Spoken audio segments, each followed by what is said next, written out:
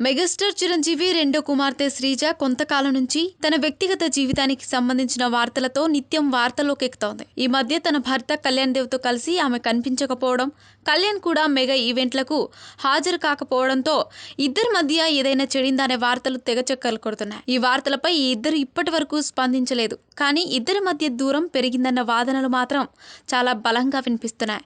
అందుకే తమ social media ఖాతాలో తామిద్దరు కలిసిన ఫోటోలను షేర్ చేయట్లేదని అంటున్నారు. ఇలాంటి తరుణంలో శ్రీజ పెట్టిన కొత్త పోస్ట్ ఇప్పుడు నెట్టింట్లో హాట్ టాపిక్ గా మారింది. ఈ కొత్త సంవత్సరం సందర్భంగా తన ఇన్స్టాగ్రామ్ లో ఒక వీడియోను షేర్ చేసిన శ్రీజ 2022లో ఒక అత్యంత ముఖ్యమైన వ్యక్తిని కలిశానని పేర్కొంది. ఆ వ్యక్తితో పరిచయం చేసినందుకు 2022కి ధన్యవాదాలు తెలిపింది. అంతేకాదు ఆ వ్యక్తికి తన గురించి బాగా తెలుసని, తనని అమితంగా ప్రేమిస్తున్నాడని, కష్టసుఖాల్లో తోడు ఉంటూ చాలా కేరింగ్ గా చూసుకుంటాడని, ఎల్లప్పుడూ సపోర్టుగా కూడా నిలుస్తాడని చెప్పింది శ్రీజ.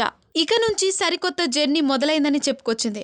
ఇంతవరకు బాగానే ఉంది, కానీ ఇంతకీ ఆ వ్యక్తి ఎవరని అనుకుంటున్నారా?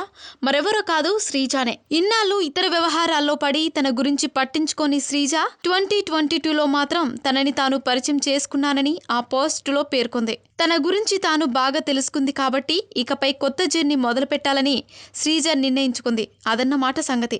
కాగా శ్రీజ కళ్యాణ్ దేవుల వివాహం 2016లో జరిగింది. వీరి పెళ్లి వేడుకని మెగా కుటుంబం అంగరంగ వైభవంగా నిర్వహించింది. ప్రేమించి పెళ్లి చేసుకున్న ఈ జంట తమ దాంపత్య జీవితాన్ని బాగానే గడిపారు. వ్యాపారవేత్త అయిన కళ్యాణ్ శ్రీజాని వివాహమాడిన తర్వాత సినిమాలోకి ఎంట్రీ కూడా ఇచ్చాడు.